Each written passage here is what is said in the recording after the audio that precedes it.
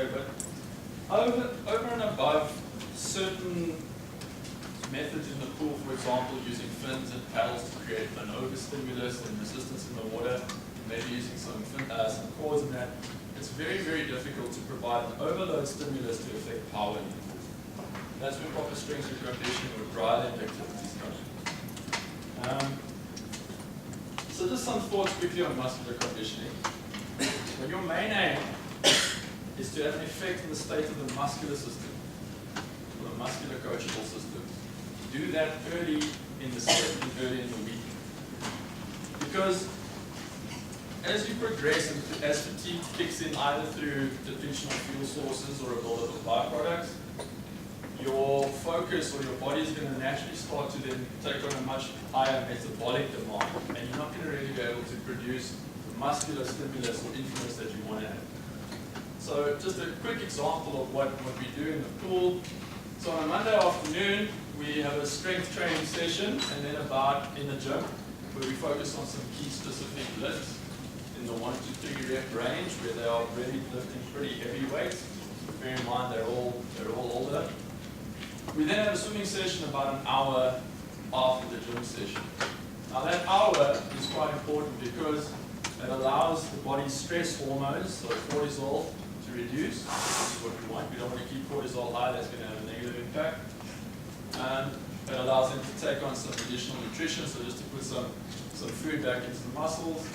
But it's still in what we call the anabolic window when human growth hormone and testosterone are high. So we would then on a Monday afternoon, for the first 45 minutes to an hour, do a short speed session which is focused on alactate work, which is then typically in the 15 to 20 meter repeat zone, and high-end focusing on stroke rate and stroke count and so on. A nice little set that maybe you guys can try. It's not really going to necessarily change the way that they are going to improve on the set, but the set's going to give you feedback as to whether your strength and conditioning and the application of it in the pool is going to work. So a nice set, for example, is to do something like between 3 and 6 50s on a really good send-off, so they've got at least 3-4 minutes rest in between. They're going to go with fins and paddles. That is going to allow them to, or it's going to force them to exert more muscular force to get their bodies moving. And the goal is to go those 50s as fast as possible with as few strokes as possible. That gives you a score. If you take time and you add it to their stroke count, you start to get a score. And as the weeks progress, we do that set every Monday. As the weeks progress, you can start to see if their power score is improving. So it's just something that you guys can use if you want to.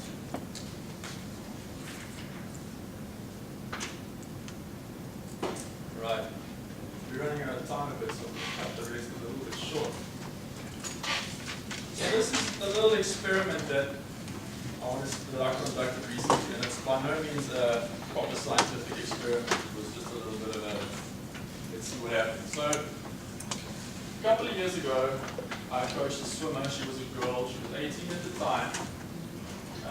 She hadn't been with me for long, but before she was with me, she had come from a very South African-based swimming program, which what I mean by that is she was very versatile in freestyle, backstroke, butterfly, middle distance iron.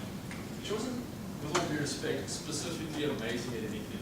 Okay, she was very, very good in a lot of stuff. So she made nationals in, I think, probably 7 or 8 events, but not really that amazing at one thing.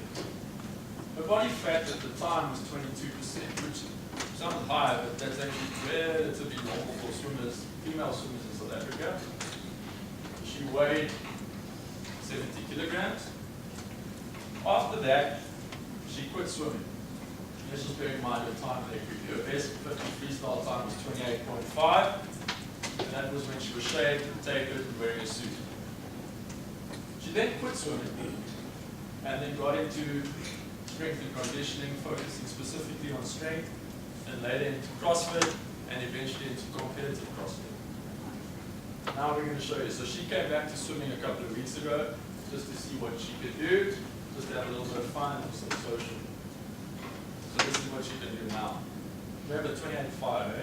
28.5. Now she goes 28.6. What's my point? So she got slower. She's 21 now. Body fat has dropped from 22 to 13.5%. Weight's gone up quite a lot. Muscle. Now she goes 28.6. But that 28.6 was done in a very, very heavy strength cycle after a swimming session, in a training suit on her own, after 6 swimming sessions. 6. And she's swimming at the same time.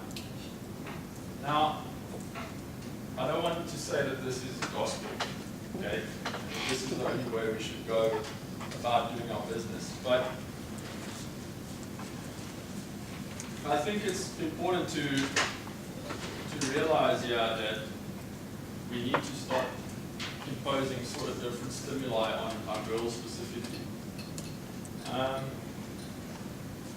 So I don't want to generalize too much, but I'm sure that the coaches here would agree that our girls, for one, are not really at an international quality. So Grant said that we had no female swimmers in 2016, except for Michelle Webb and the distance stuff. Okay. Some of the coaches on pool level, we discussed that our girls are not necessarily athletic enough. All right. And I think that this is important to start to understand that we need to provide different stimulus to try to find that balance. Now, this is often, I think, where we face a big challenge in the mindset of swimmers, coaches, and parents, is in introducing proper, good strength and conditioning to our programs. Now, I know what you guys are saying, that when you lift weights, you're going to become a bodybuilder. That's just not true. I want to categorically state right now that bodybuilders look the way they look because they are highly dedicated, almost obsessive. They have programs that are specifically designed for hypertrophy, so muscle building, and they eat accordingly, and they then eat. Okay? And a lot of them are often using illegal substances. So stepping into the gym is not going to automatically create this super Hulk-like picture. Any decent and qualified strength coach will be aware of the dynamics of swimming, that it's about power to weight ratio. So a good strength coach would be able to design programs that are about improving power and strength and keeping the body composition right, not becoming muscular. Now, you guys coaching youth athletes and parents possibly sitting here in the audience will say, but my kid can't lift weights. It's dangerous. But that's very much not taking data into account.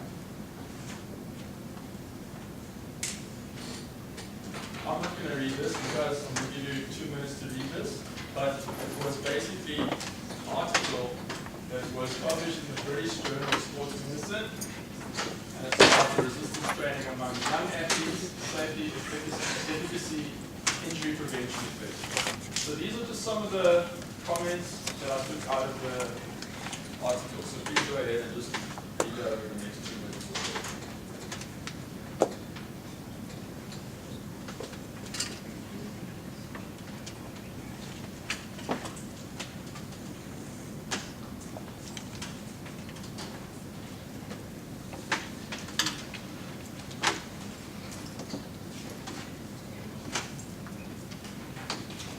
Okay, everyone good?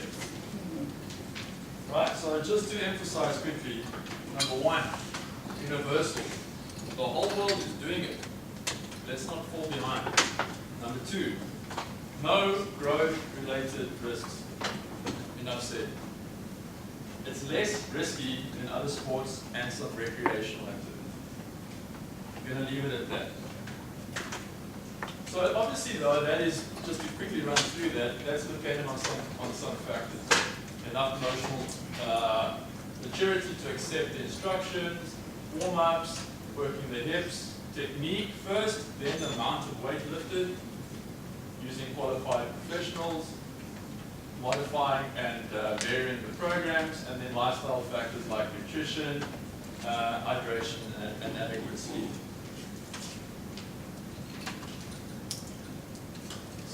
then be the summary or some of the priority focus areas that I think we need to be aware of going forward. Grant and Todd have spoken about a lot of the things mentioned on the screen now. I think number one, you've got to understand your athlete first. Who they are physically, what their capabilities are, their mentality, their emotional intelligence. I know we are going to talk about that later. Knowing when to apply what, proper metabolic conditioning, mechanics, can't say enough about that. Muscular conditioning, when to use appropriate measurement criteria, so heart rate, stroke count, and all of those things. Grant's spoken about coaches' education and proper parent involvement, so I'm going to leave it at that. Now, Grant asked me to speak about are we fast enough? So the stats kind of speak for themselves, right? So this, just to give you guys something else to think about before we go into lunch, I'm sure everyone's very hungry. These are some of our world-class swimmers post-2000. I'm taking this into account after the year 2000. And when I say world-class, I mean those that won a medal at a major championship, so world champs or Olympics, or that were world record holders. Not bad, eh, for a country that has like 5,000 registered swimmers. But is there something else that you guys notice? There's two columns, the left and the right. Can anybody see a correlation?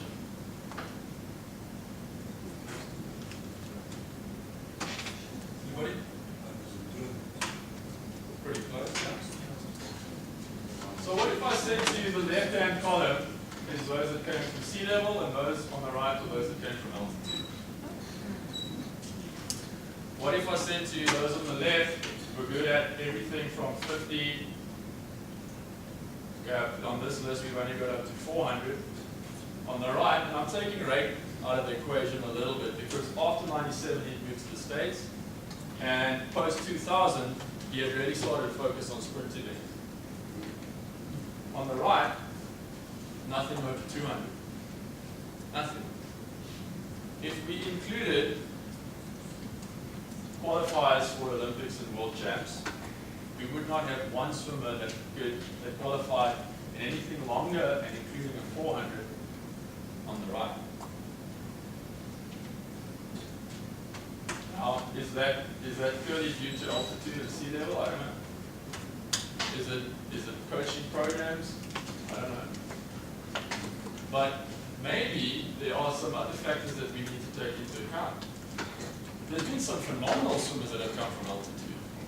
I mean, there's some great names up there winning lots of medals and really, really good sprinters.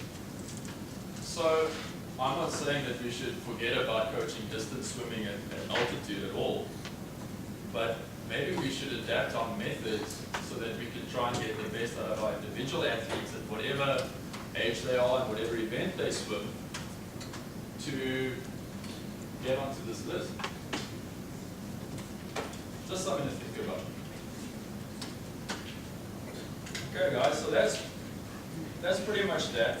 Thank you for taking the time to listen to me today. I know it was a lot of information. I hope that you coaches will be able to put some of what was mentioned here into action, and as swimmers and parents and coaches, that we can all contribute onto getting more swimmers onto that list of world-class swimmers. So if there's anything that I could assist you guys with going forward, please don't hesitate to contact me through whatever method. I'll be around obviously for the rest of the conference as well.